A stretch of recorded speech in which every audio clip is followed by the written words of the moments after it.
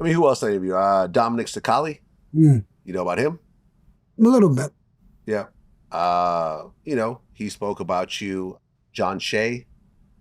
He was from the Irish mob. He worked under Whitey Bulger at one point. I didn't know. You know, he never cooperated, and he, you know, when we talked about, you know, he said, oh, you know, everyone's got an excuse for everything. You know. When my name's mentioned in Boston, Red Shea, you know what comes behind that? Solid guy. Solid guy. But yet, if you mentioned a rat's name, you know what comes behind their name? A rat. A rat. Just like a lot of guys you had on. Sammy the Bull. No good. They got an excuse for everything. All right. Johnny Mitchell, he spoke about you as well. He dissed you and called you broke. So there's no shortage of people talking about you. Oh, there's no. Listen, I became a big name for some of the hits. I'm on the Johnny Keys hit and the Paul Castellano hit. I designed that whole hit. Mm-hmm. You know, I'm on some of the biggest hits that ever took place in the Mafia. Yeah. I have a big following. And people want to come in and they want to take shots at me, Michael Franchise, anybody who's got big... It seems like you're not bothered, though. Me? Yeah.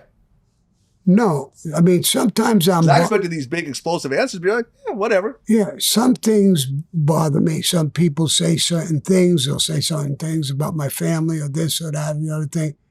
You know, like I said, I was talking about Fat Cat and other people. You don't know unless you walk in their shoes. So... Does the label rat bother you? Yeah, I don't like that label. Yeah. I mean, but when you cooperate, you're going to get that.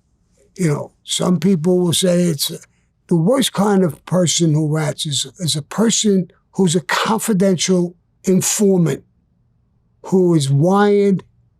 Nobody knows he's a rat, and he's walking around talking to people, and he's fucking up people's lives all over the place. He'll come into your house, talk to you and your family, and there's a car parked somewhere monitoring that. I mean, that's not something I've ever done. I didn't even cooperate after my deal. Yeah. I fought my cases.